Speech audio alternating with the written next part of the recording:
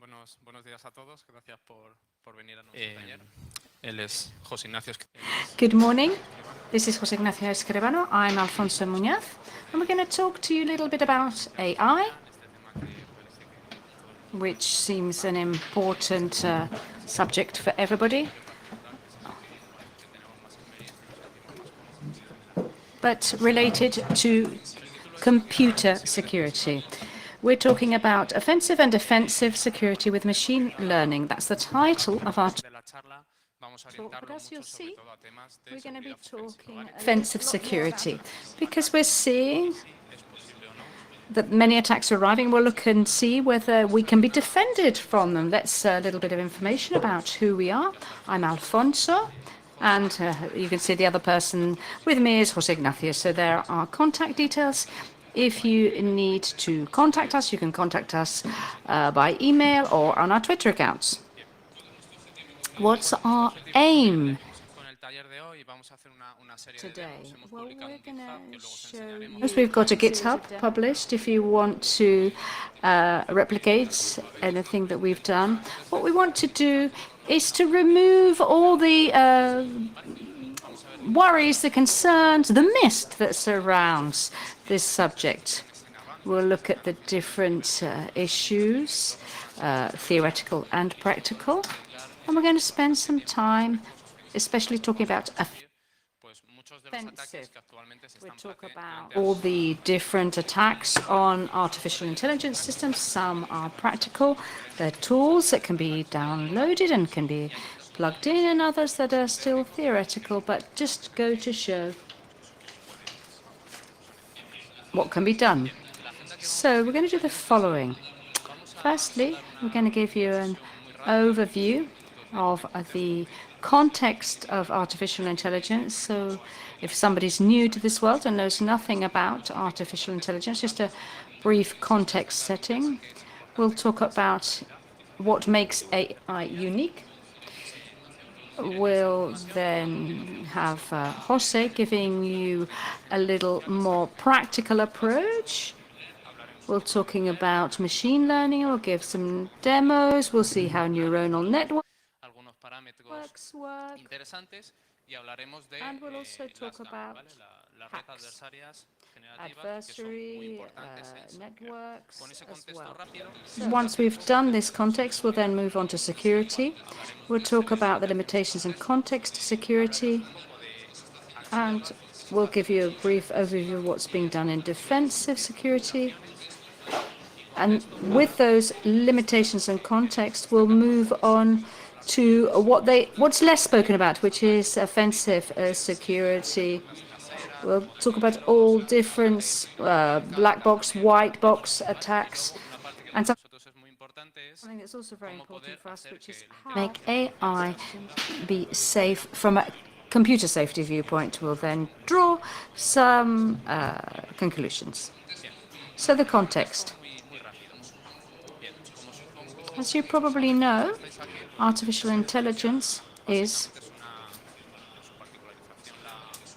and machine learning, it is part of artificial intelligence. What it allows you to do is, via software, allow machines to learn independently. And to a certain extent, we're trying to imitate the reasoning of human behavior, but automatically.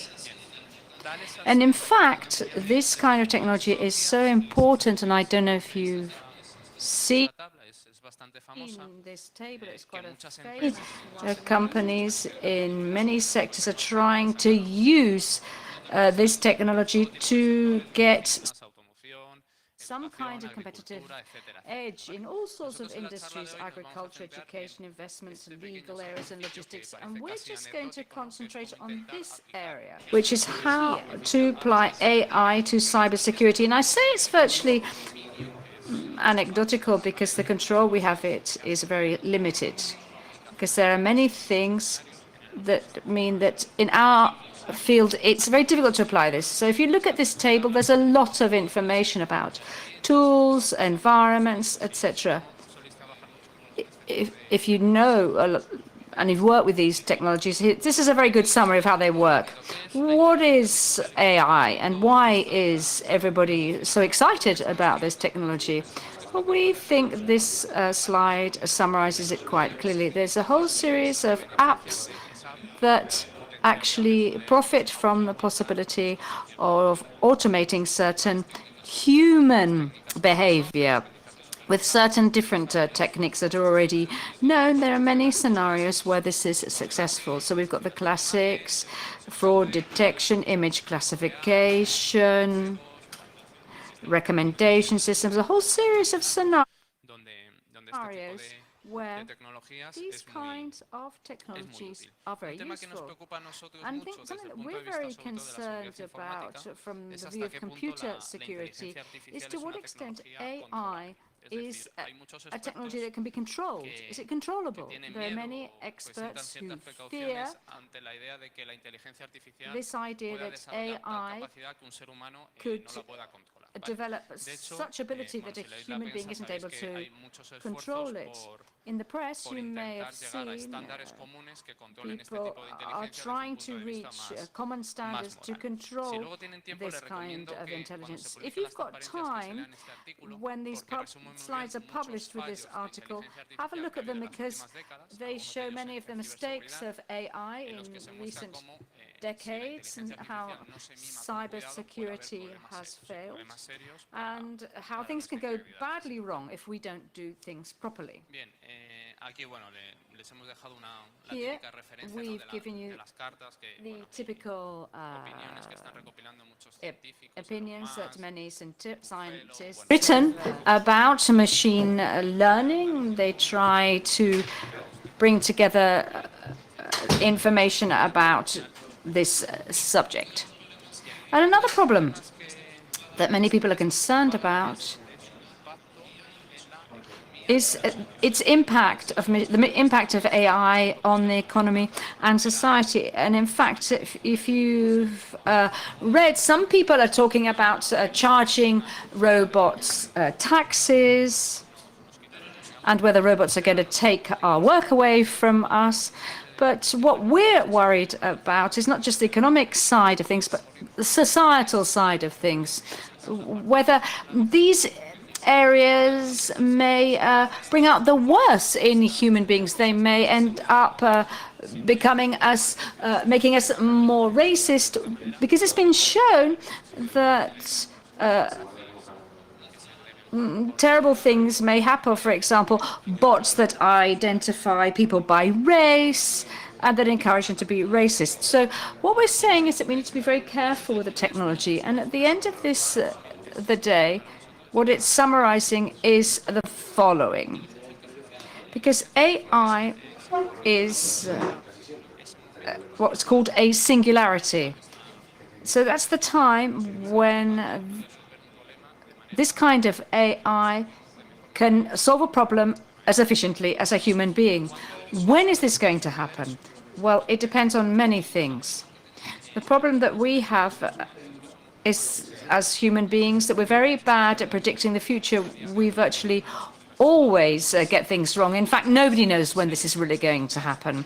The only thing that we can refer to is some surveys carried out by the Future of Humanity Institute. And here what they've said is that between now and 40 years hence, many activities that humans do today will be done by AI at least equally as well as humans. And they've given, for example, a 20-year time span for more or less the time when the majority of tasks that humans carried out will be able to be carried out by AI, by robots. We're talking about surgery, we're talking about all sorts of things. So this is the uncertain scenario that we find ourselves in, and what makes people so concerned about these kinds of technologies. What we don't know is when these kind of algorithms are going to be able to replace the ability of a senior analyst, for example, with testing, reversing, etc. So, our specific opinion on this is that if you've got a good security analyst, normally AI isn't going to be able to replace that person, but what AI has is it can be replicated. For example, I may have a person that's very good at doing reversing, but I don't have 5 people or 10 people or 100 people that could 24 hours a day repeat that. So what's good about AI is its scalability. It may not be as good as human beings, but as long as they're reasonably good, they're going to be able to replace many tasks that we do. As I said earlier, the main problem is that people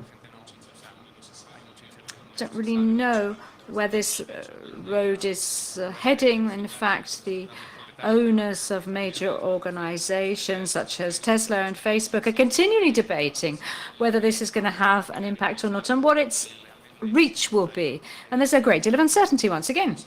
Let's now quickly look with a couple of overheads of justice or fairness, i.e. to what extent AI is so powerful and whether it will affect security. Here, we've given you a series of examples, especially from video games, which is the typical one that people are always struck by, to see how this progress has developed. And here you can see how in, I think, the most recent 20 years, AI has made very slow progress. It's dealt with certain specific problems. Some of them it's resolved very well, but it can't be used as generally as human intelligence.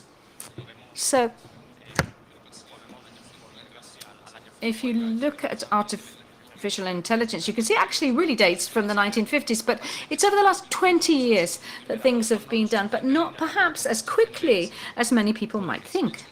In fact, this is a typical example that people are always struck by. These are different simulations that we've made of AI playing video games. And you can prove that for many video games, AI plays better than a human being. So you can have algorithms made that actually play better than a human. So for many scenarios, maybe for security, these are interesting. We're not worried about these games because it's just an anecdote, but what people begin to get worried about is the ability to play games and develop AI algorithms that actually reflect human intelligence. And an example of this, or a disruptive point,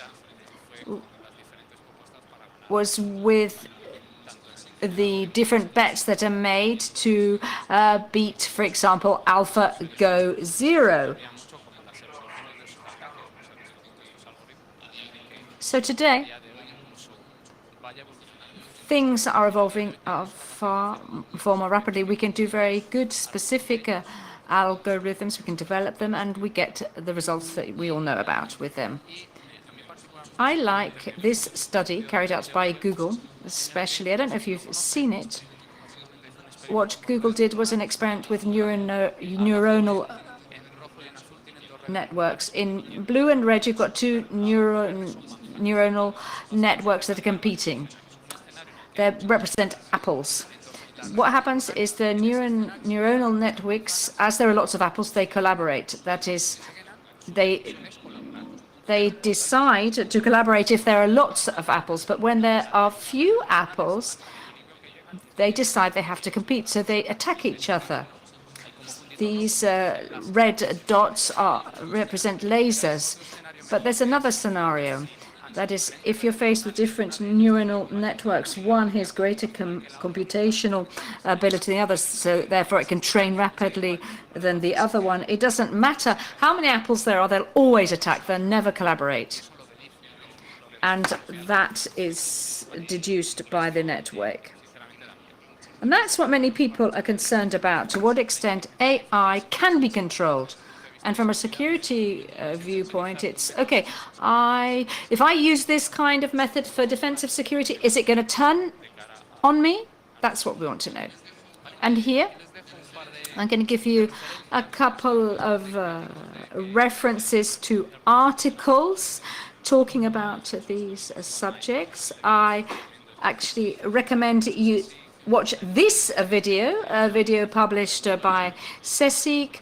There's also an article about how Google has got things wrong, and an article that I mentioned earlier. AI is useful at the end of the day, but we need to remember in what context, in what domain it should be applied or not. And finishing this section about context, and I'll move on to the more technical side of things, there are some aspects which some people think about, forget, which for us in the security world is very important, which is everything related to legislation. There are scenarios where even if we had AI algorithms that were better than human behavior, they cannot be used because legislation is going to prevent us from doing from. Let's imagine a bank that has to give a loan. The data protection law may force that those decisions that impact a person's normal daily life have to be reviewed, especially if they impact, for example, a URL. And that's because you can have a black box made, you can have inputs but not outputs, and you don't know why inputs don't lead to outputs because there's no reasoning. So there are many scenarios in which this technology cannot be used. If we want the best security system, it may well be that we can't actually use it because of legal problems. Having given you context, let's now move on to the technical side of things. Let's talk about machine learning. Machine learning are basically data and algorithms. You have some data, an algorithm is applied to the data, and we obtain a model that allows us to carry out different tasks. The data can be in any kind. Here they're represented as binary data, but they can be text, images, audio recordings, whatever we want. That takes us onto algorithms.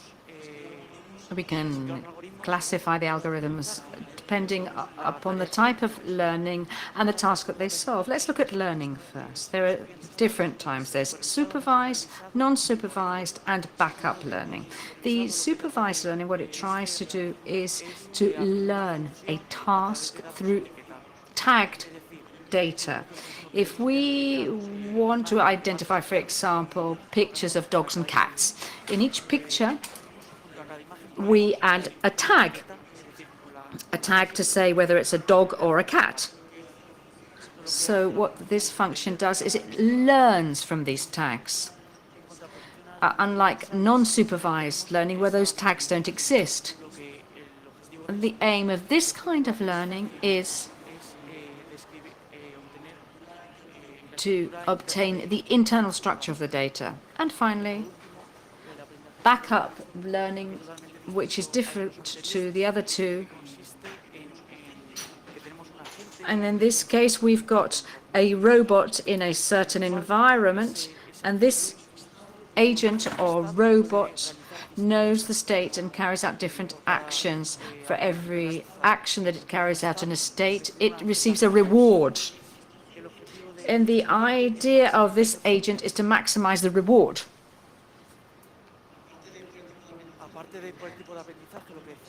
We can also classify things according to the task that's solved. Machine learning can be applied to different kinds of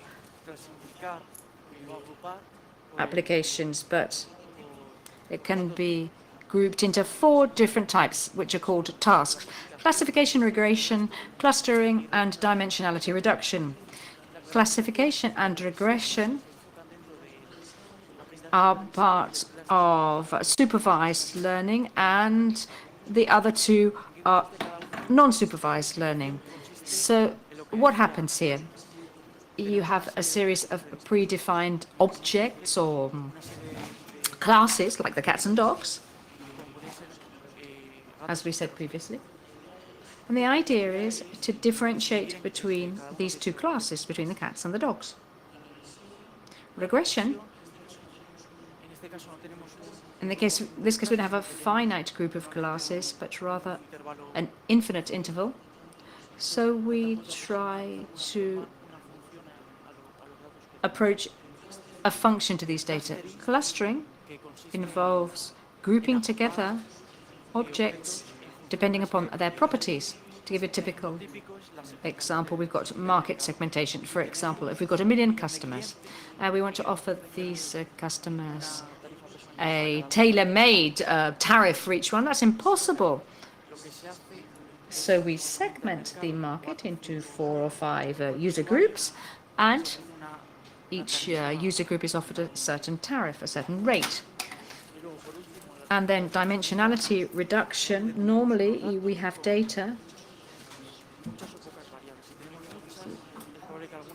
with some variables. If there's lots of data, some may be redundant. And in the case of machine learning training, this can take its time, because if you reduce all these variables, you can lose information. But this is a way of making training more efficient. Each type has several algorithms. So what we've done is search in Kaggle for a page where different machine learning competitions are carried out. And here they've carried out a survey where many questions are asked. Here, there are just 2. The first question is, what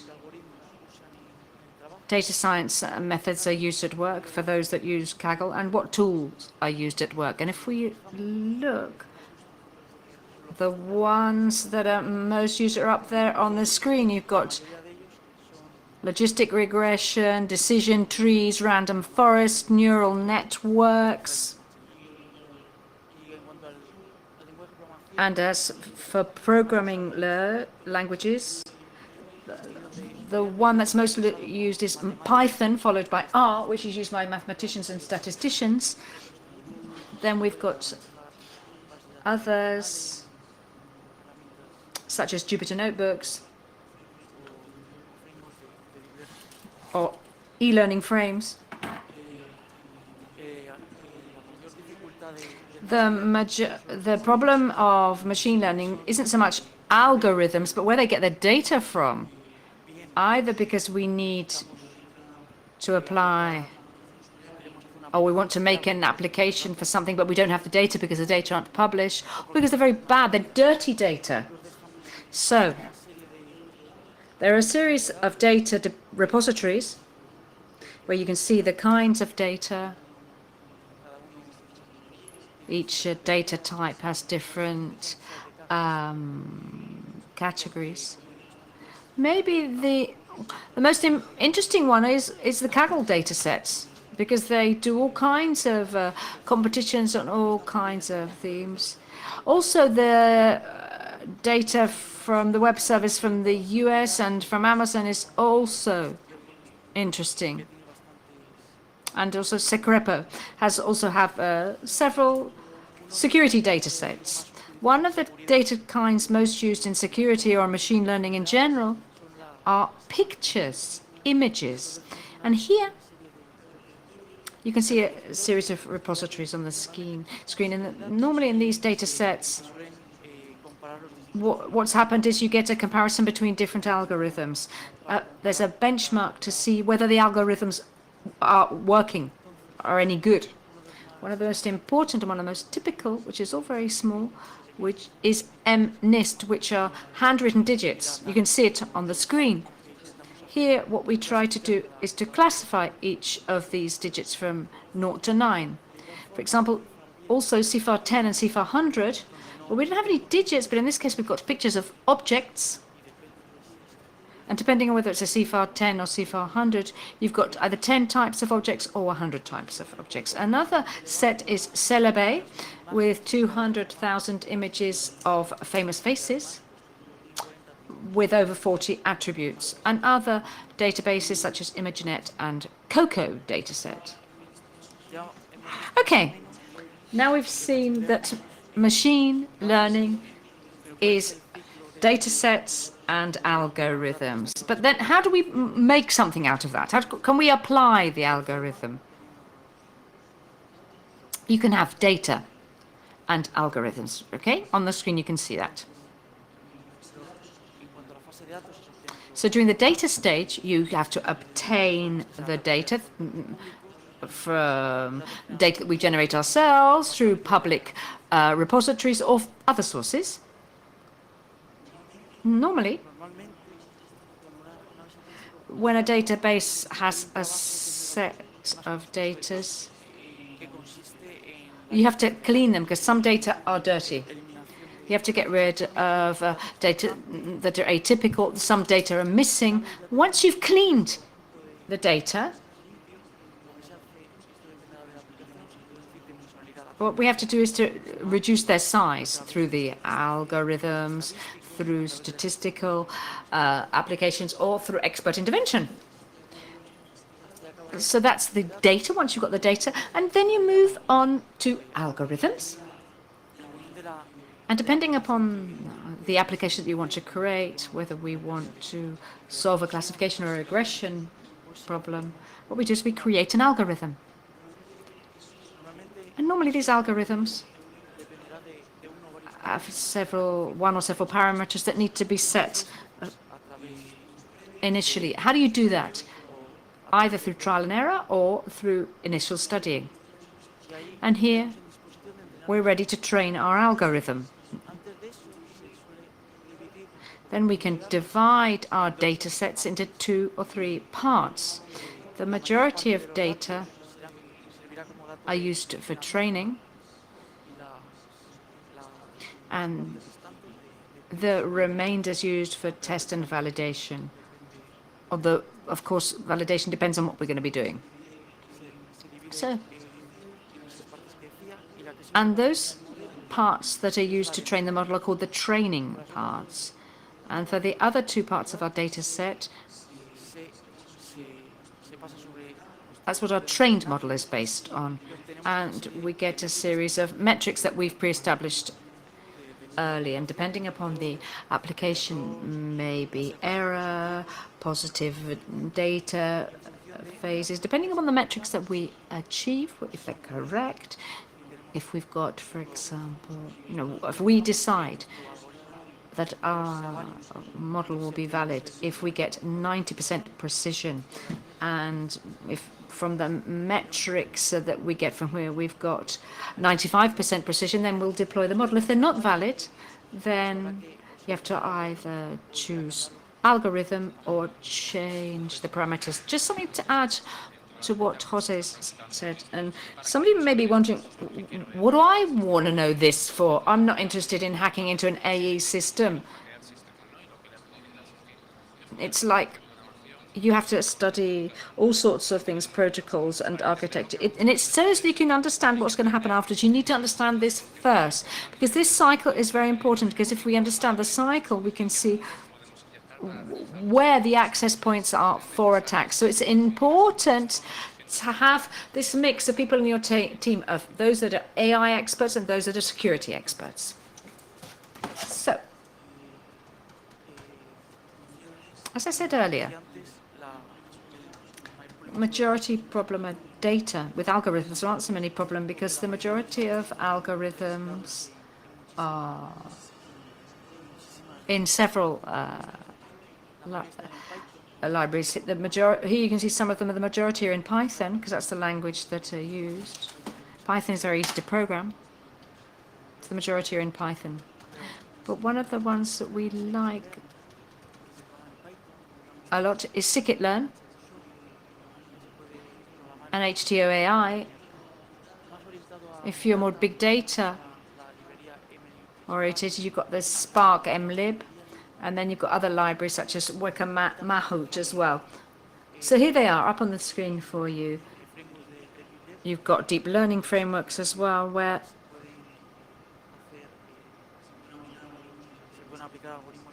classic machine learn algorithms can be applied, although they're not specifically designed for that.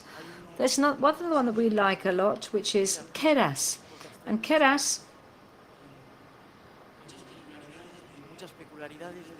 has some peculiarities of deep learning, together with some frameworks such as TensorFlow and Theano. So for the things that we're going to be seeing afterwards for deep learning, this is a very interesting framework and a very simple one. Apart from everything that we've said, we can run this locally. As you'll see later, these algorithms are difficult. So we've got specific services in the specific cloud services where we can train our models, the transparent cloud for us, or we can type in the code, upload it into the cloud with our data, and run it all on the cloud. That happens with Cloud Platform, Amazon Web Service, and other specific services such as Floyd Hub and BigML. We'll see something later with Floyd Hub, which allows you a free account to trial things, but we'll see that afterwards.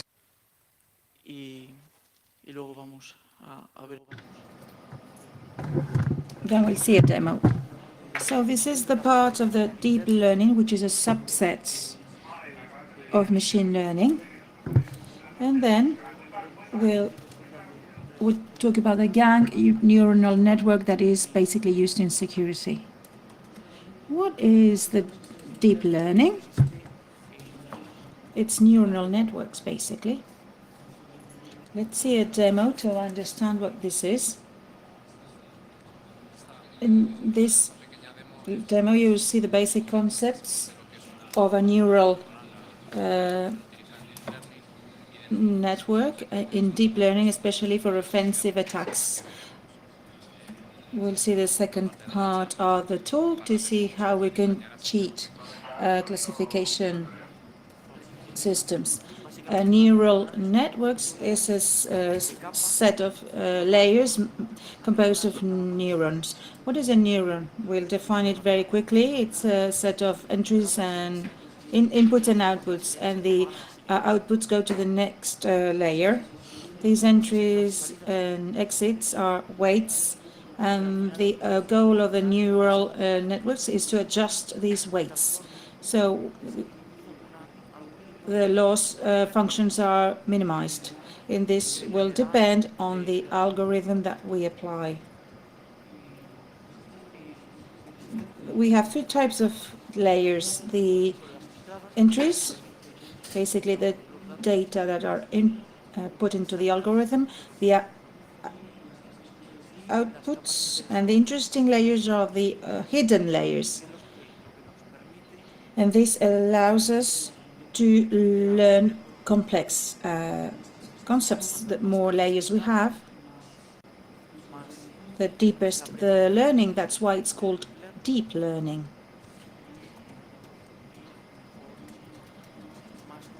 And the more complex concepts we can learn. You can deduce the URL. This is a simulator for neural networks. If you want to understand concepts much better, you can use this simulator. You can design neural networks and see the effects.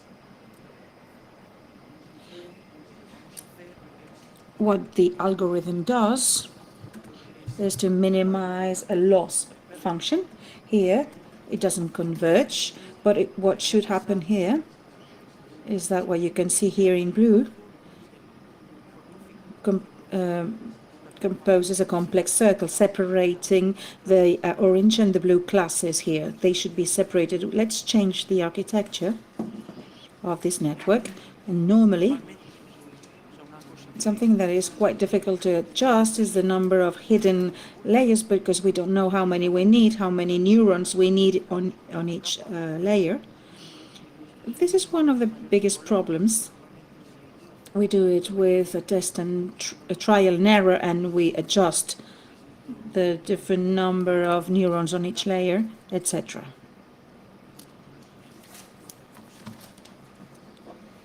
Let's remove layers. Let's see if this works. To train a neural network, what we do is to apply epochs. It's the training test process in whole that we apply. We will get to 500 epochs, 500 times the training. So there's a clear separation here from the two classes.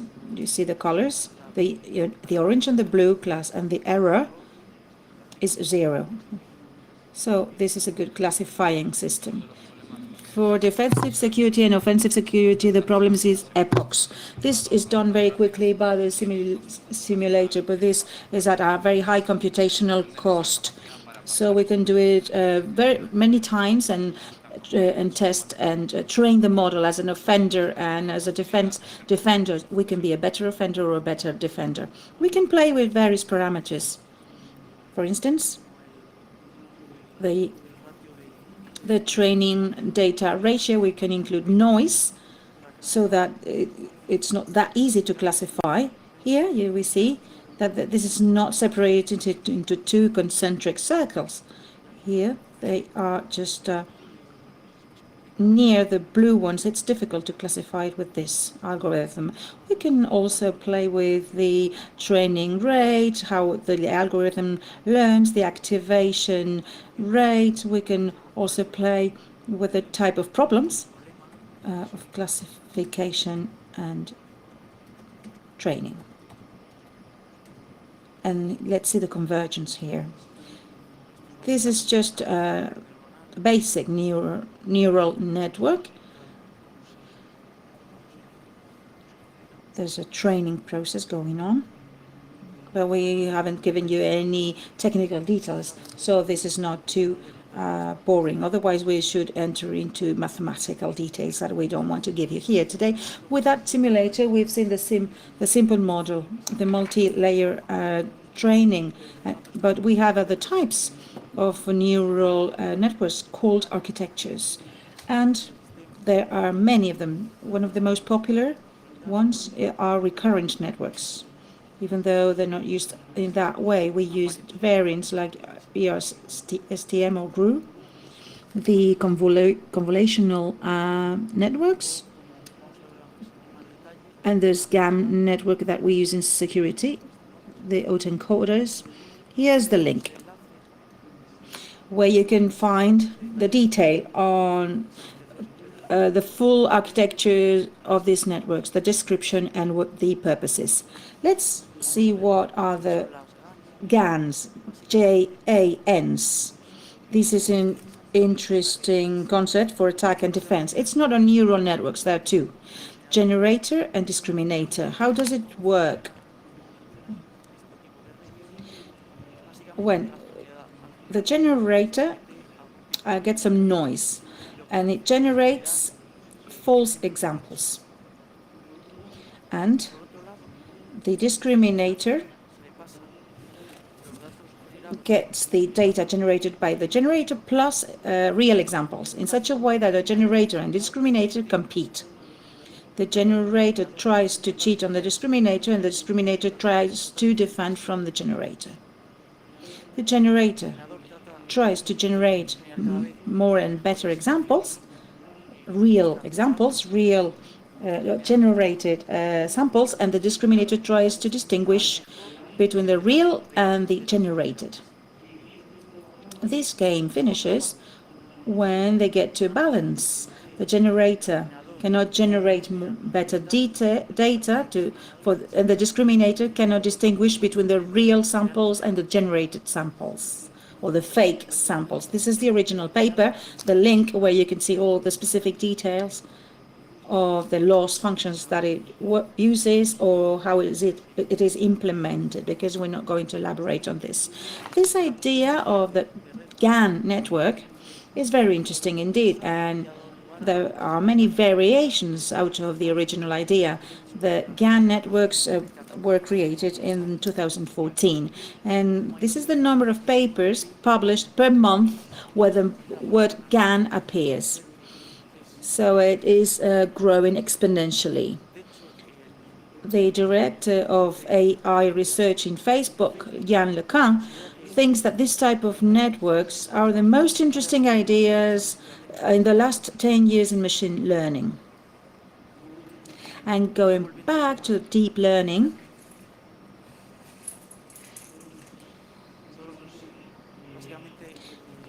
The neural network concepts are not new.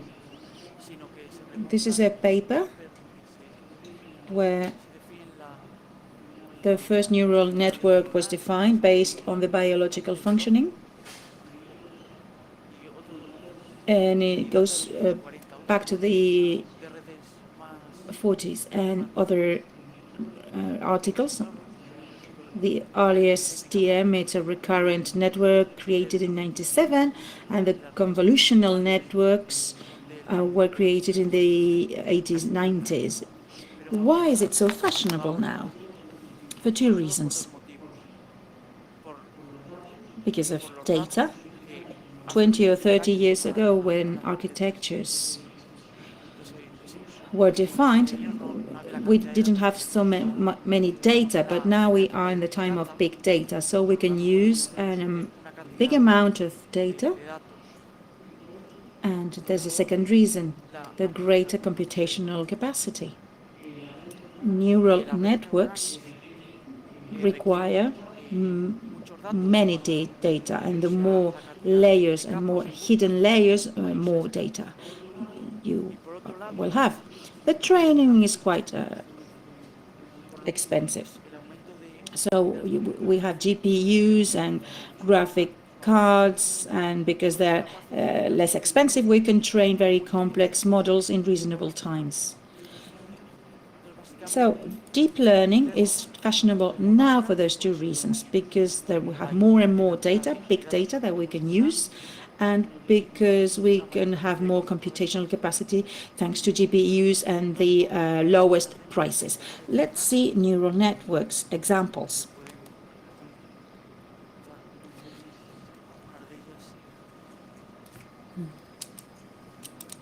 So we can see the examples. It's quite easy.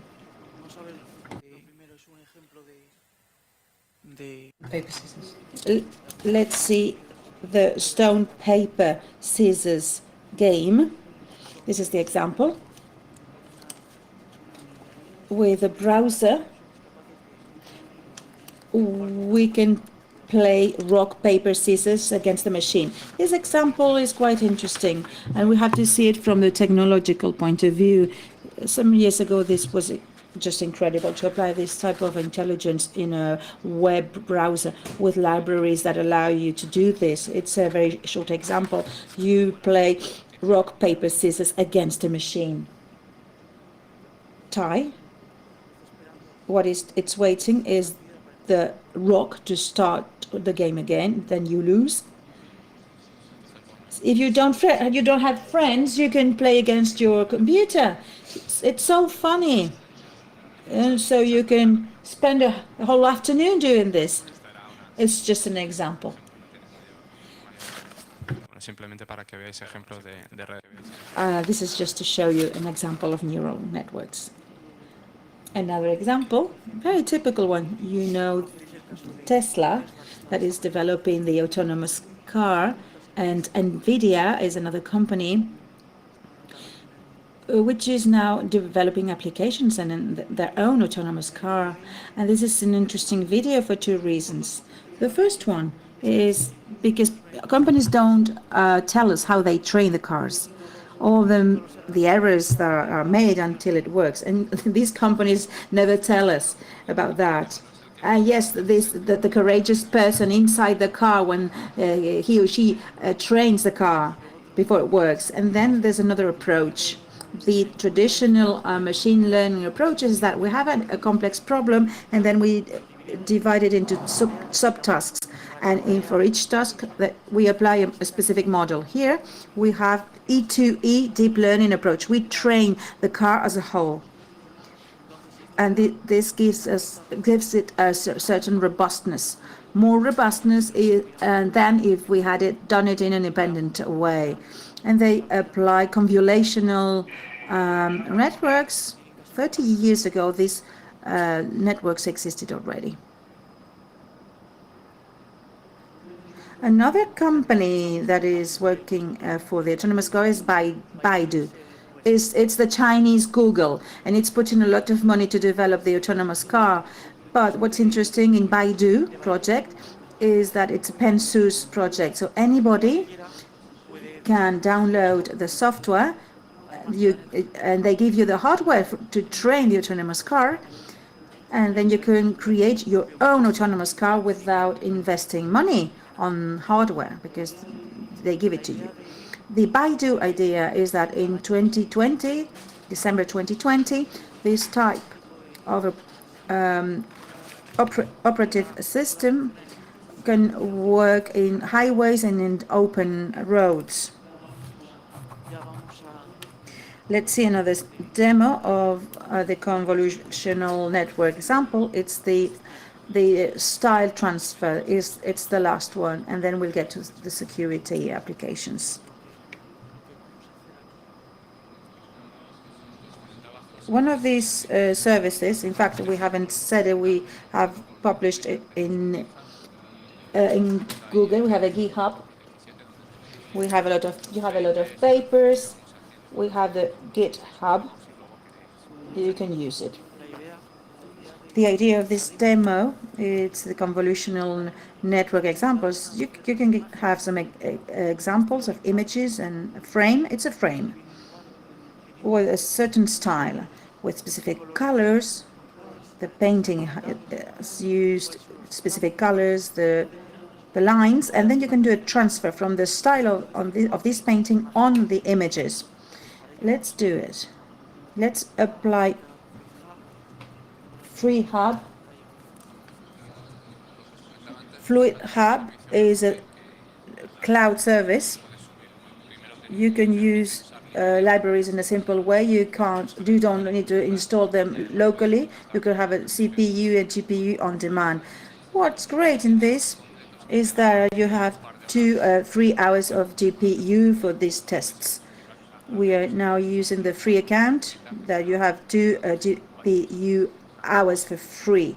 This is a type of graphic cards, and you don't need to use your credit card to open an account. This is Fluid Hub. What Fluid Hub can help you to do is to have your own codes and the tab set, data sets that you can use in an easy way. Here, 2 data sets for styles, pre-rendered styles with frames. Here we have 6 of them.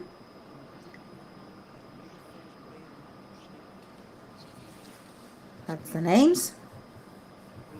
And then you can see the images or pictures on which we will apply this specific style, this algorithm.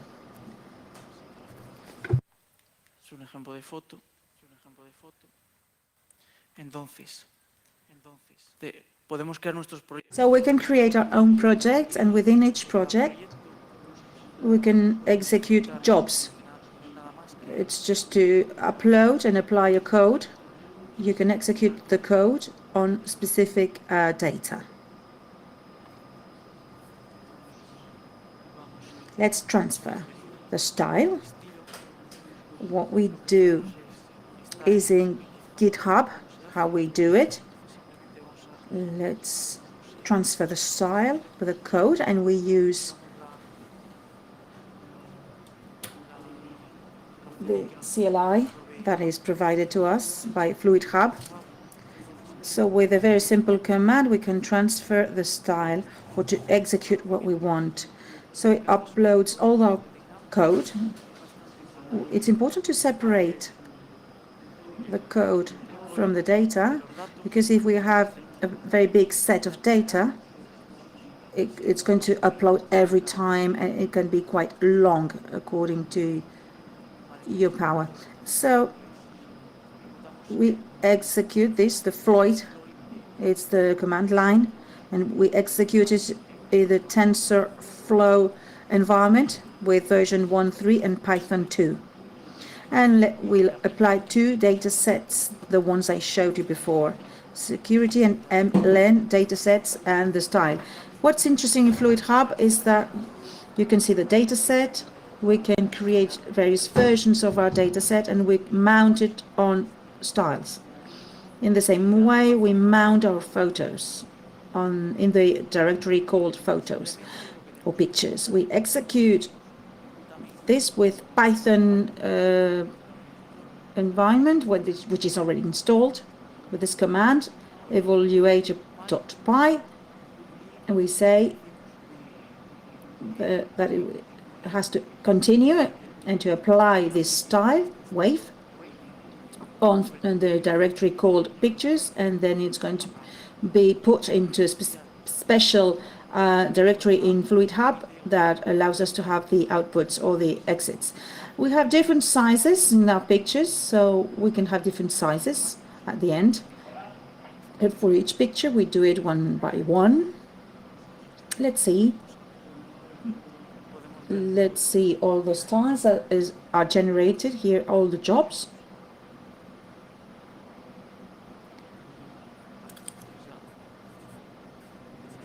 Here should have finished, but it's still running anyway.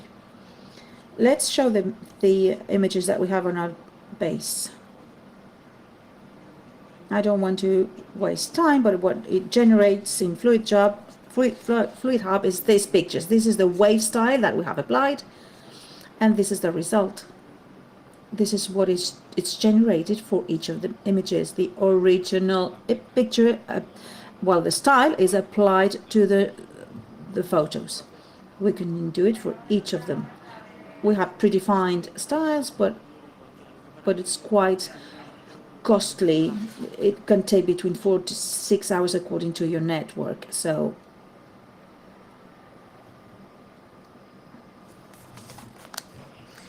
fine.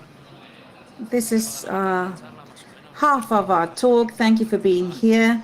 This is the most intense part, but it's important. We can't speak about AI in cybersecurity without knowing these basic concepts. With this basis, we're going to speak about cybersecurity. What can we do with this? What is being done? What are the constraints?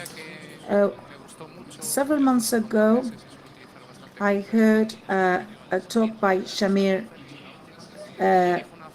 and he said a sentence, and because of this sentence, he said, we are here today giving you this talk. Adis Shamir, he is a cryptographer, one of the most brilliant people that we have on our planet, said this sentence: I think machine intelligence is useful for defense, but not offense. In this hour, well, when we get to the end, I reached the conclusion that this is just the opposite. It's more useful in offense than in defense. We'll see that. But if Shamir said that, it's because there is a context, something that we can't grab, or something that is evolving, and that's what we try to compile all the tools that exist. There are not many, and let's try to explain it in a more human way. What is being done in theory. In cybersecurity, what are the problems in cybersecurity that humans can't solve? And what about AI? Is AI able to complement it? There's a great list of problems to solve. And we're not able really to solve this. Here, just some of them. The software exploitation problems. Systems are vulnerable because we make very bad software. For many reasons here, and this is violating our systems. All that, in fact, we don't know how to configure the systems, and then also because there's a failure, safety failure, security failure is us. We are the reason why. When we speak about applying AI in security, many people would say that they know how to apply, but many problems out there, and people don't say anything about that, and they keep quiet. Well, it's about the amount and quality of data. If we ask somebody how many data you need to solve a specific problem, the answer is the more data I have, the best. But that answer is not very scientific. Normally they say, okay, maybe we don't need a lot of data, but we want quality data. What does it mean? You apply all the domains, but in the case of security, there are scenarios where this is useless. We have a threat that we've never detected before. How can you detect a threat that has never been detected? People will say, oh, it's easy. You analyze what is normal, And what is strange, well, there's an alert there. So there's alerts in a human being, and you're now wasting your time to know if this is reasonable or not. We don't know to do that better than 20 years ago. We're not making progress. There's another problem. It's about the static training problem. This is useful in certain scenarios. You have a model, you can train it, you classify, and that's it. But that's not real in security because the attacker is evolving and is changing. You have a model to detect a specific attack, but the attacker is now doing it in a different way. Your system would be able to make continuous training. Continuous training in the presence of an attacker. It's about GAN. But there are no solutions for that. It's not me saying it. My friend DARPA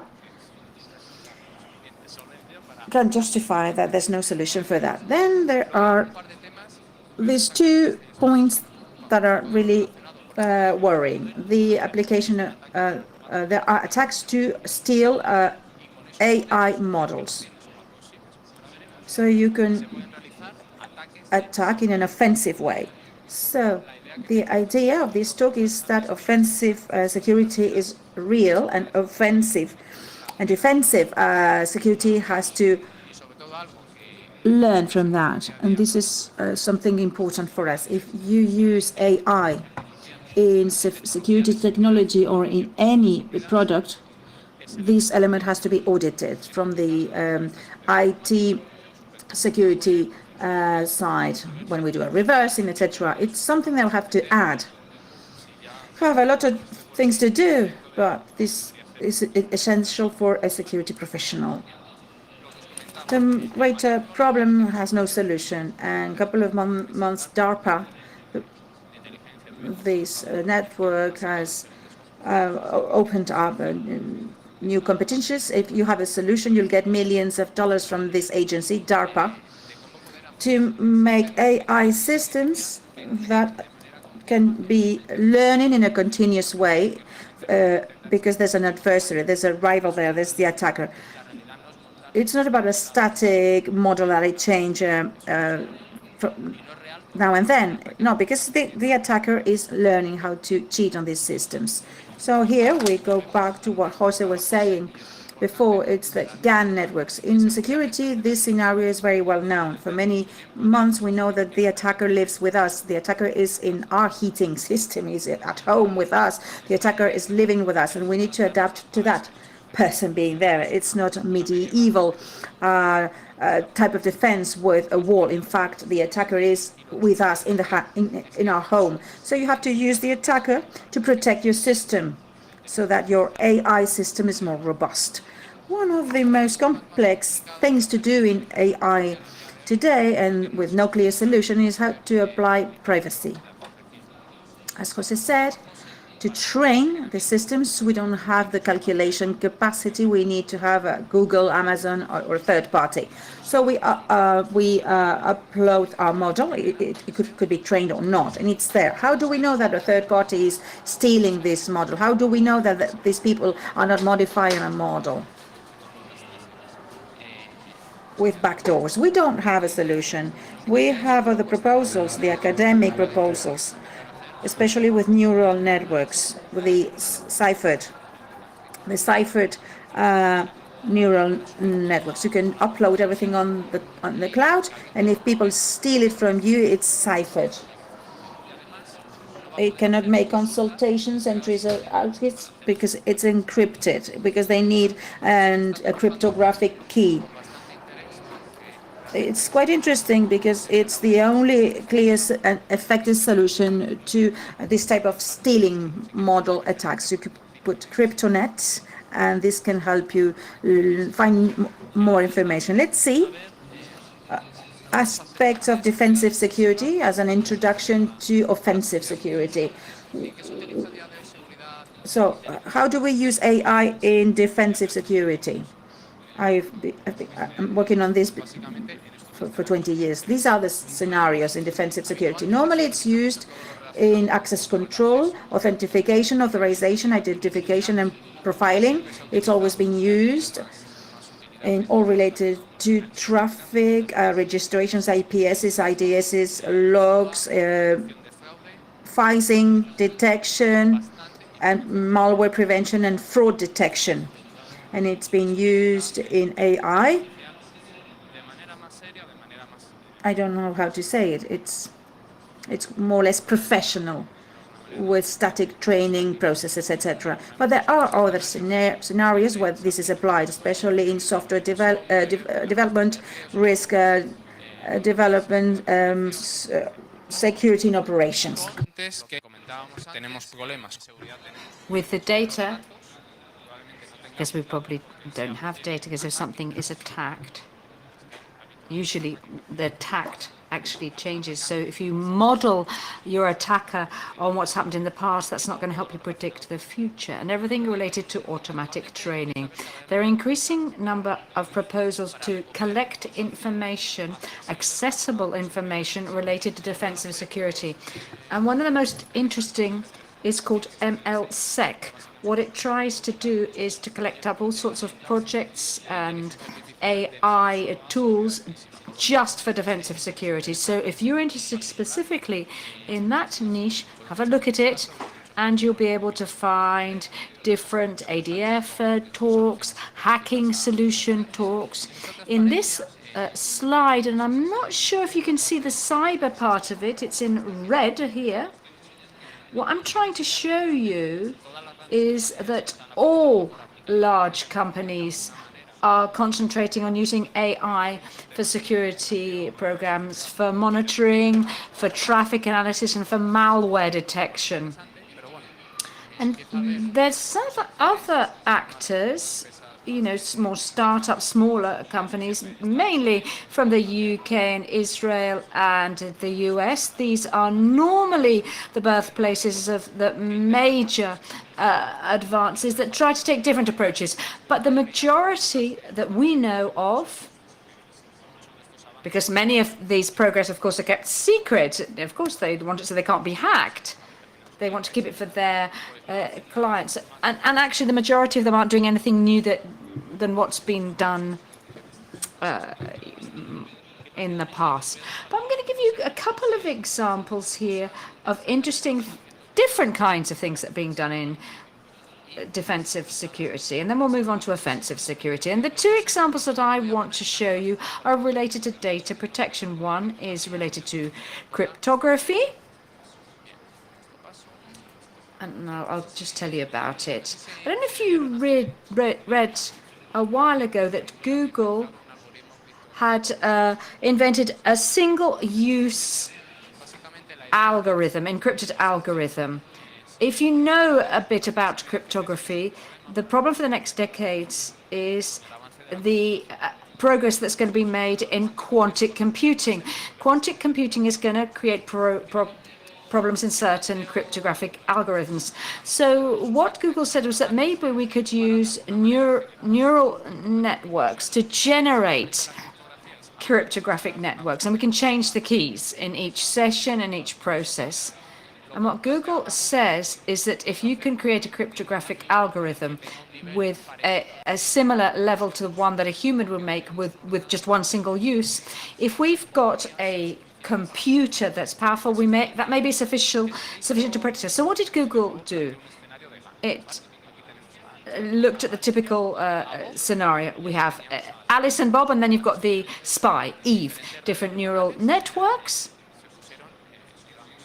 that were trained to try to deduce their own algorithm. The only condition here is that the attacker has to be more and more clumsy when deciphering or when trying to understand the crypted messages. So they're trained, and after a series of attempts, Alice and Bob deduce an algorithm that Eve isn't able to clarify. It's quite a revolutionary idea. What's the problem?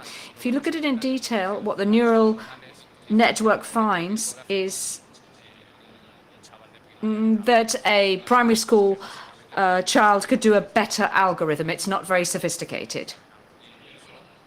But There are some properties of human cryptography that can deduce this, for example, the avalanche effect that you get in cryptography. So there's certain things that neural networks can detect. It's very promising. I don't know if we'll ever be able to do this truly in the future, but it's an interesting idea. But it's not what has been published. It's just an experiment.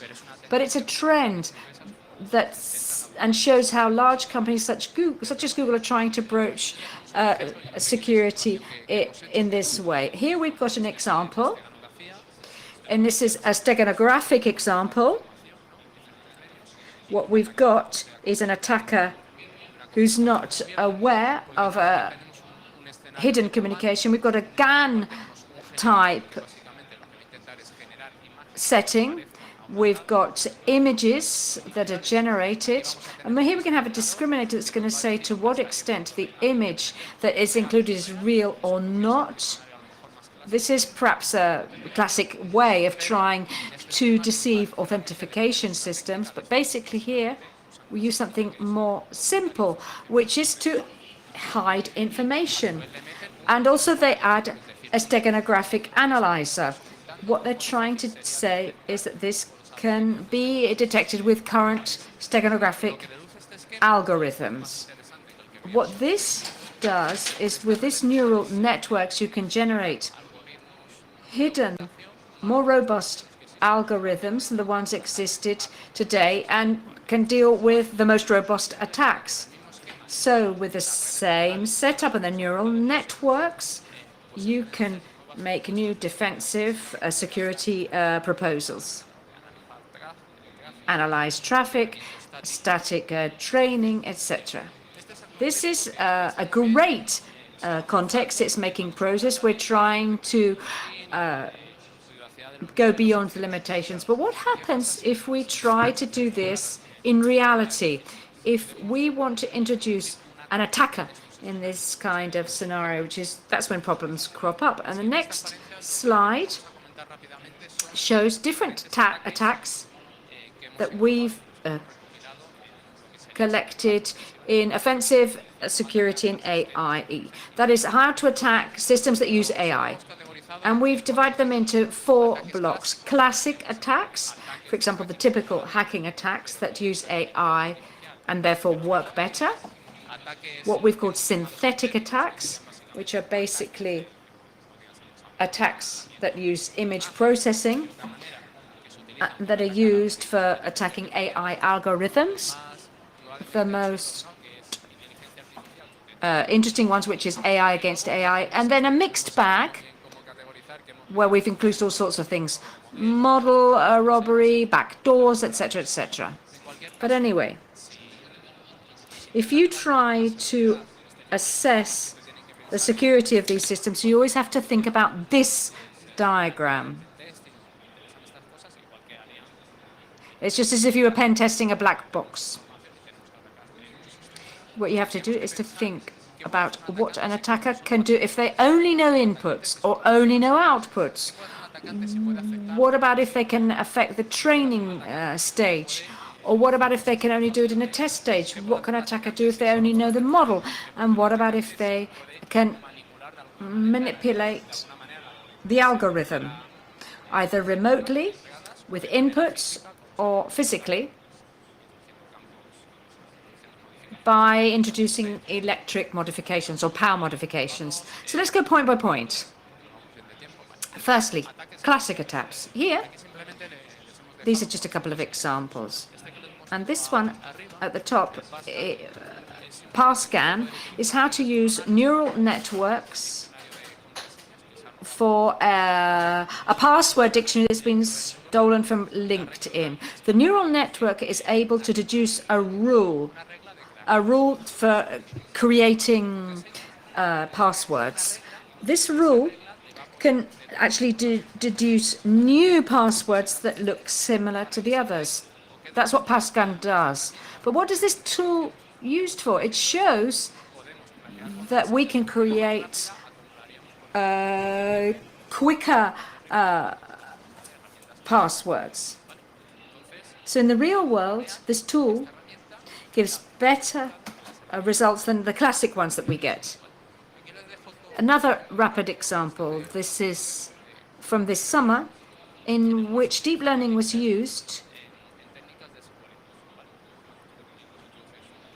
for detecting vulnerabilities in systems. And in these, use detecting certain parameters such as a table, etc., etc. You can do that with statistics, you can do it with brute force.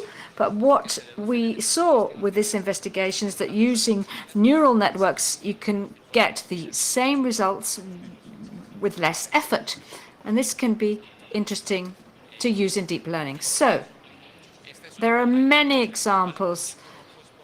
Out of time, we've just got these two about how you can improve the classic attacks, code, phasing, phishing, using AI. We've got another specific example, which isn't like the previous one in which a rule is generated. What this one is, you see a list of passwords, and what this neural network does is bring out passwords that visually look like the other ones. In certain scenario, it could also be useful. So I'll leave you with the Python that you need to do that and more information about how to do it. Synthetic attacks. This is a very, very famous one that was published a lot in the press. I'm not going to spend a lot of time on it, but it's basically how to use external systems to modify a data source so that the machine learning system classifies them wrongly. Here we've got face recognition. Let's look at how. What we want to do is to make the system recognize this girl's face as if she was this actor. And all you do is put some glasses on her and the system can get it wrong. Why? Why does this work? Because these glasses have some pixels on them so that the training system fails. There are other interesting ones. You may have seen this one, which is to fake videos in real time. You take the video of a person. If you connect to the different pages, it's interesting. You can see it with Donald Trump and others. What you do is you get a real video. You take an actor, and the video in real time adapts to what you do with your face. So if you open your mouth, maybe Arnold Schwarzenegger will open his mouth as well. And it's very good. Possibility of making 3D mask using 2D images. That's still a little bit of a long way off, but things are happening. And here we've got another one, something that we're also concerned about, and many others are concerned about, which is the possibility with just very few audio of a person's voice, they can synthesize that person's voice. They can steal that voice. In fact, they've done it with Obama's voice. And just 30 seconds of that person's voice, you can synthesize it and to make anything. It's kind of frightening. Probably we won't be able to differentiate between a real audio and a real video. This is what's going to happen, and we'll see that coming in the next 5 years. This reality is very important. What we are going to take more time is other kinds of attacks, such as machine learning against machine learning, and what we've called mixed attacks. Here something that we wanted to highlight is the fact that an increasing number of scientists are warning of the difference between offensive security and the difference between the more academic world and the more military world. For example, real offensive security is something that's a real problem we need to consider. When we talk about AI attacks against AI attacks, we're both basically talking about evasion and poisoning attacks. Let's talk about evasion attacks. For example, the system classifies something as smartware, as not smartware, But these types of attacks use evasion techniques and poisoning techniques, which is basically to put poison in the system to produce different effects. Of all of this, there's a lot of theory behind. Many papers have been written about it, a lot of information, but increasingly, information is being published in libraries at a more practical level so that you can understand it. Here, we've got a couple of them. Some of them are the most important ones. Here we'll see a couple of videos with demos. We've got Clever Hands and Deep Pwing. Let's look at different demos with Clever Hands and Deep Pwing. And I'll make a couple of comments about them. Let's look at Clever Hands first, these kind of attacks. Two attacks are from white boxes. The first two are white box attacks, and the final one's a black box attack. Basically, what these algorithms do is an adversary. In the case of the images, you've got a different image, which is to the human eye is almost the same as the original one. But if you apply it to a machine learning algorithm, it can be confused when classifying. So let's use Clever Hands. Sorry. Flow how to simulate this attack, and then we'll have a black box. And while Jose is setting it up, I'm going to summarize to explain how these attacks work. If you've got a white box attack, basically what we're going to be able to do is have massive attacks and directed attacks. Well, with a white box attack, we need to know what the training model is and the setup parameters are. So in this scenario, we get inputs and outputs. With that information, we can get the system to classify things badly in general. That's a massive attack. I can just introduce a 0 and get the system to classify anything that's not a 0. So the system doesn't understand. Then we've got directed attacks. And we'll see a video of a demo that we've prepared for that, in which we can get the system to classify whatever we want. I can put a 0, and the system can classify it as a 1 or 2 or 9. These are what we call white box attacks. I'll talk about the black box ones afterwards. Basically, to run this demo, what we did is, as before, the only difference here is that we have a GPU.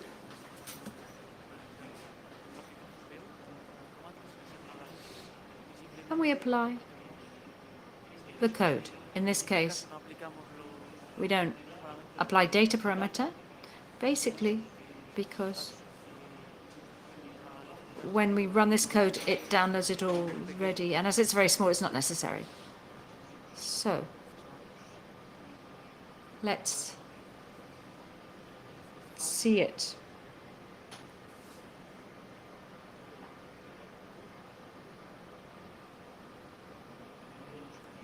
Here we've got it running. It hasn't started training yet. What this attack is going to do, which allows us to attack and defend us, what it's going to do is create a model which is good in its own right. The problem is if we've got adversaries, if we add noise to images, it's very bad. So what do we do to improve it? We generate with the algorithm that they use, which basically involves applying noise according to a specific equation, so that we can create adversarial examples. This is what's called adversarial training, and this means that our model is more robust in comparison if we've got an adversary. This should have started training. Aquí ya está. Tenemos nuestros datos de entrenamiento. We've got our training data, Hay que decir que todos los datos que vamos a ver es sobre el all the data sets we've got. We've got 60,000 training data, 10,000 test data. We've divided them in this case into two parts. And here we can see how they're being trained. I think it applies at 6 moments. The first has 6 seconds, and it classifies in 98.8% of cases correctly. So it does for each era with precision. So we got all the models, the configuration parameters, the setup parameters, and then we'll play around with the inputs. And then we'll modify the inputs so that the system classifies wrongly.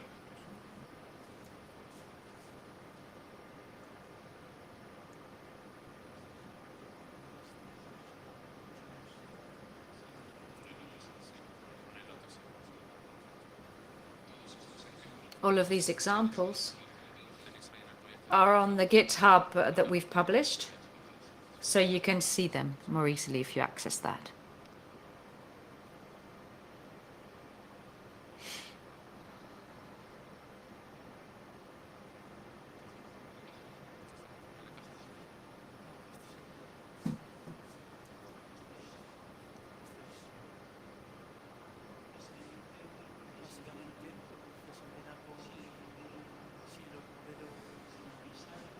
This is without adversaries, and what we do is here is apply adversaries. The only thing is, in this example, there's no algorithm precision, but if I'm not wrong, the original model had 90-something%, and if you apply adversarial training, it's around 90%. So you lose precision, but we make it more robust when having to face adversaries. So let's now look at the black box. For us, black box is a great discovery because it's a very powerful. In a black box attack, we don't need to know anything about the training environment, the model. The only thing that we need to know are just a series of queries for the real model. That's all you need. With the inputs and outputs, because of some of the AI properties, including transfer learning, we created a substitute model, our model, locally. And with these inputs and outputs, we're able to train our local model. And it's in this local model that we do our tests. It's where we do these adversary examples, and we can see which are the best to have directed attacks or massive attacks. Once we've done that, we know what each and everything is. We take those attacks and we launch them against the real system. So this is quite powerful. And the different references that we've given you, you can see that they've been quite successful. It can deceive in a black box without knowing anything about the system with just a few queries to the system. I'm going to do the same as before with the same commander with the GPU. Data should be downloaded. They should be trained with legitimate examples, real examples, and train the replacement model. And from then onwards, create the adversary examples. It's going to take some time. As you can see, a Tesla K8 is used. It's an old GPU, but it's a cheap one.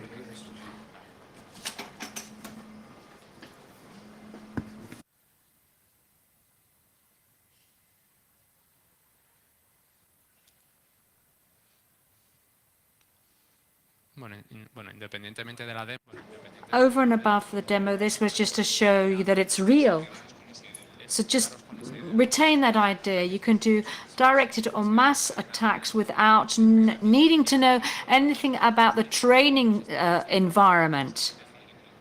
You can attack directly a real system, just considering inputs and outputs.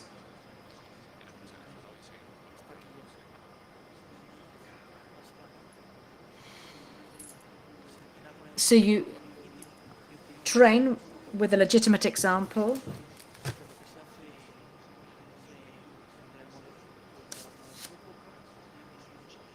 You do different adjustments. You create synthetic data. We ask the black box model what the output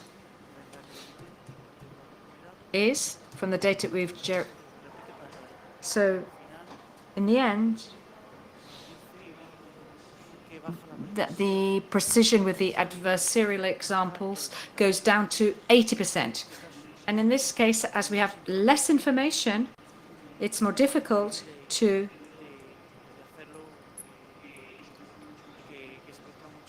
do this and to reduce precision. The challenge with black box attacks is to reduce the number of algorithms so that you have the lowest number of queries. The idea is that the PPT reach 93, 94% of precision when deceiving. This will depend upon the number of queries. In the case of Amazon or Google, you need 800 queries.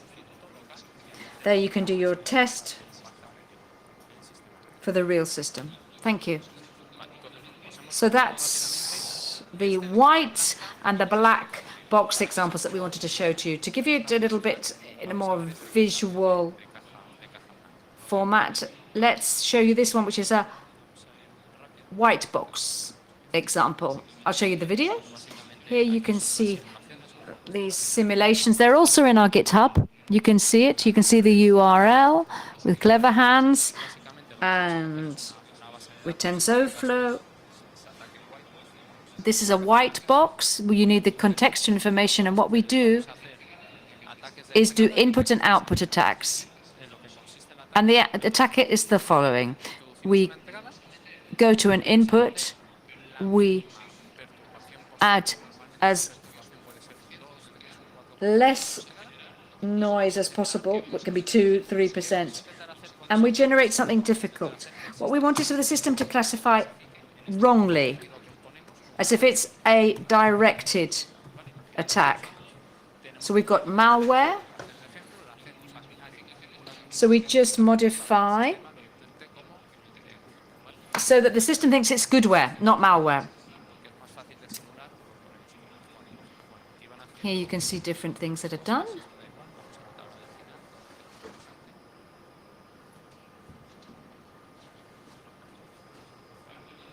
Okay, I'm going to just briefly explain what this table means. I don't know if you know what the difference, you can see the differences here, but there are 10 columns on the screen. 0, 1, 2, 3, 4, 5, 6, 7, 8, 9. 10 columns. This classification system takes the 10 numbers. What we want to do is, via an input, find out precisely how we can manipulate the input so we can get the output that we want. For whatever reason, maybe we can only add 0, but what we want is the result to be 0. Here you can see in the table that we don't have to do anything. You input 0, output 0. But maybe I put a 0 in and I want 1. So through this training, what I can do, if I just put the 0 in with minimum disruptions, the system will classify it as 1. What this table is telling you is how to modify an input to get the output that you want. Here, you can think of the security domain that you want. It might be a specific tool, but this attack can be done. How do you get access to this table? You can do it with white box attacks if you know the model and the setup parameters, or through a black box attack. Either by generating a local alternative model until you get this table, or other kinds of attacks that you'll see now. And there's another one. Clever Hands is the most developed model, especially for digital images. But there's another one that we'll show you afterwards that was developed. But actually, no more updates, new releases have been uploaded to GitHub for the last year and a half. Generate to do black box attacks. If you want to protect against attacks of this type, I could advise you to read this paper, how we can generate generic models at local level to attack any AI system without knowing the configuration. Mixed attacks. Stealing.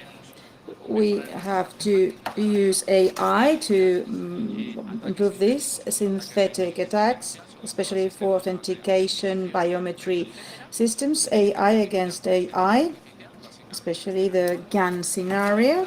And then there's a mixed type of attacks. Here we have almost everything. Here we give you two examples. One is the model stealing. What we've said is that option A, you know all the data and you can launch the attacks. Option B, I generate an alternative model that is this close to the original one. There's another option to steal the model. How can you do that? In different ways. In this paper, you have various real examples against Google, Amazon to steal their AI models. But we wanted to show you more human examples. You have a service in which, for any reasons, it's used this AI algorithm for logistic regression. And if you know about machine learning, this is the shape of the algorithm. The attacker, what does he need to do to put the inputs and get the outputs? So with entries and exits, what he can do is to solve specific parameters of this equation, the x here and the e. So according to the dimension of the other parameters that we need to have a lot of equations. Let's imagine that the formula had the dimension 100. We need 100 queries. In the local, we can solve these equations and we would obtain the value for each parameter. At this moment, we would have stolen the AI model. If we have the AI model, we can compute the various attacks that are possible. So if one day you use a service of this type, or if you show it to someone via API, many attacks can come because there's a person making the consultation and having the exits. So you can imagine a system to protect this.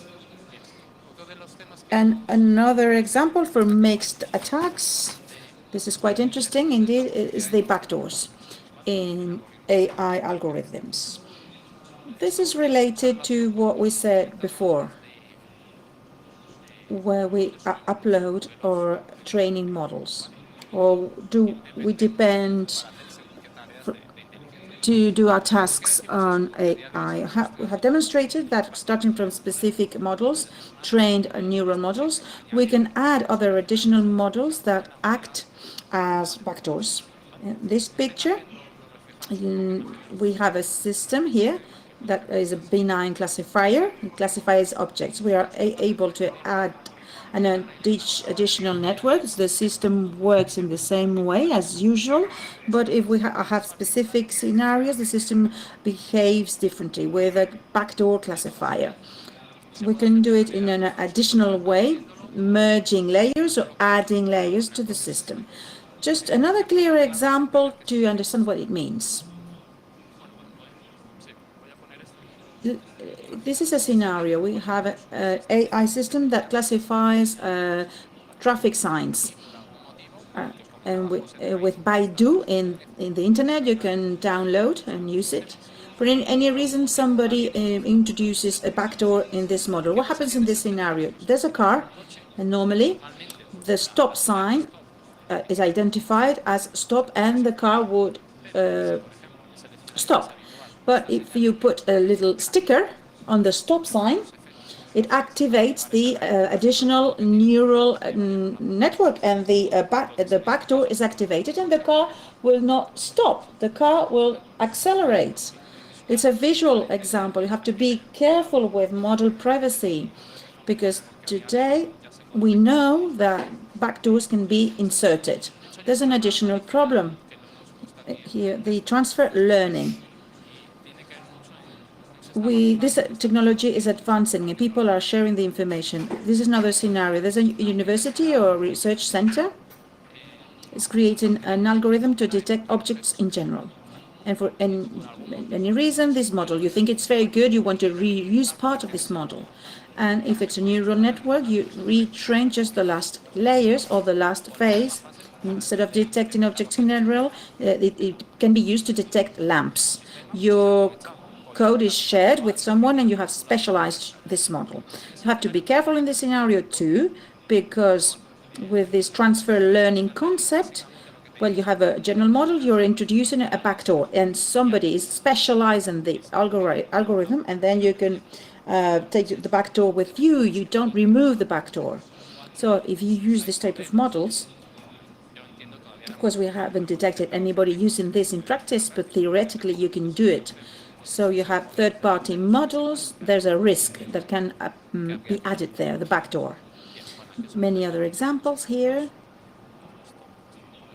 Let's talk about formalization. I think this is the most important part for us in security.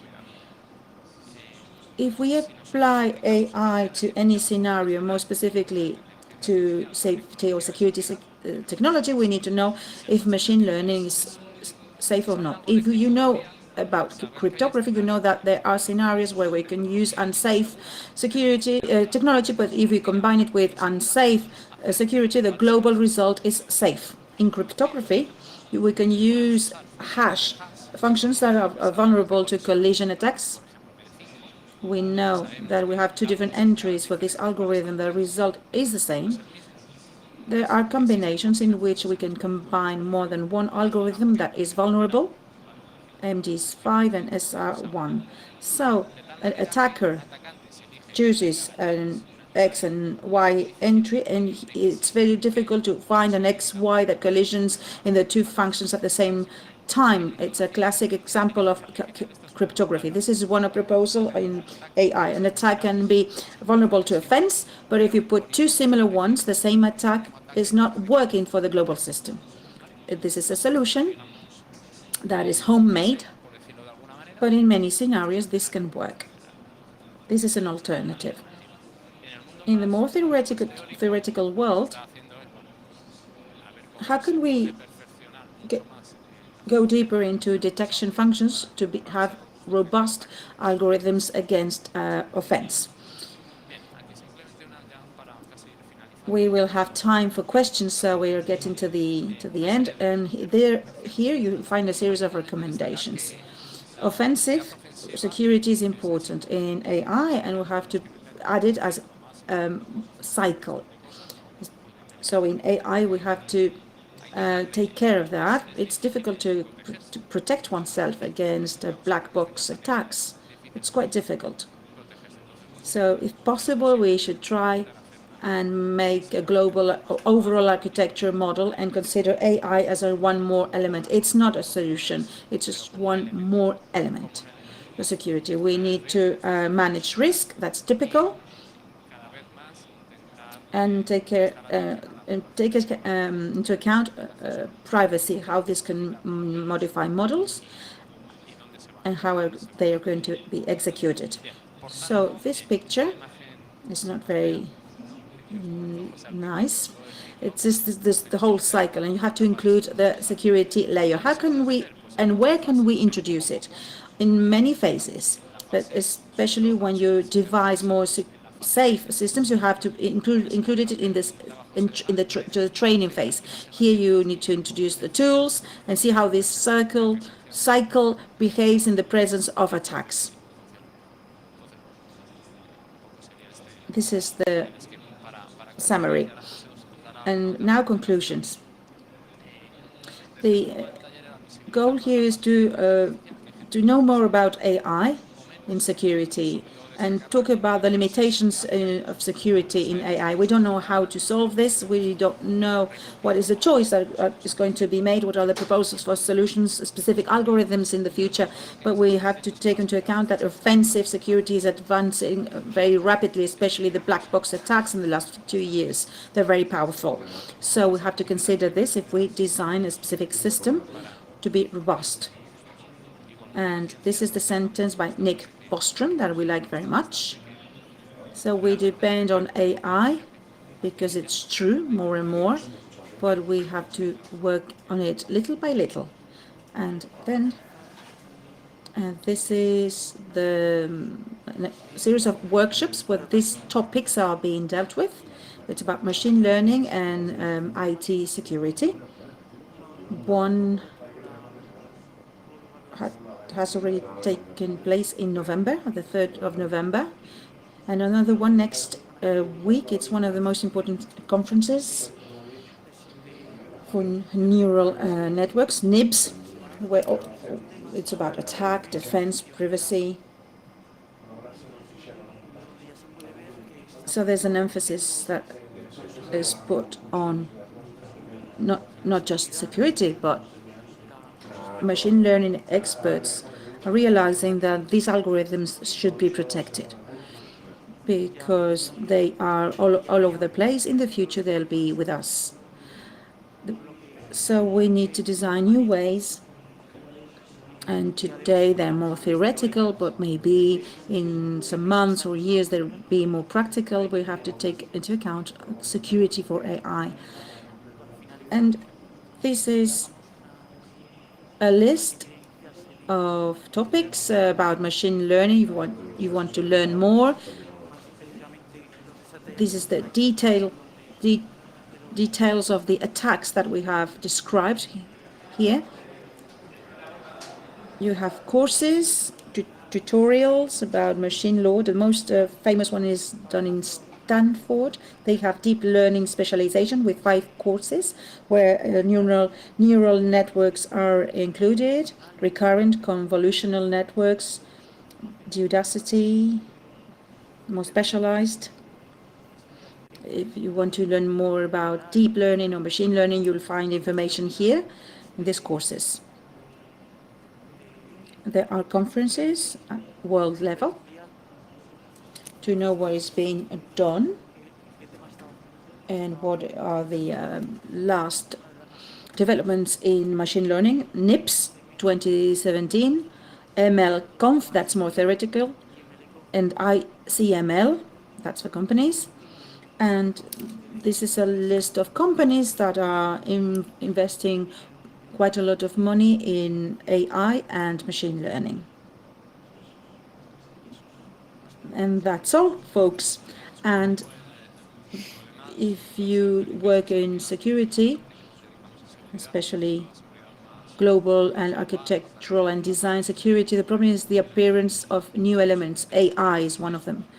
And to understand attacks, you need to be specialized. So many of these courses are basic, but this is not enough. You need specialists. For instance, we deal with security, but we need experts and work together and learn how to defend yourself and how to attack, because you need to attack in order to learn how to defend yourself, to have more robust systems. Thank you very much for your attention. I hope this has been interesting. Now we have some minutes for questions and answers, but we'll be there. You can write to us by email or by Twitter. Thank you.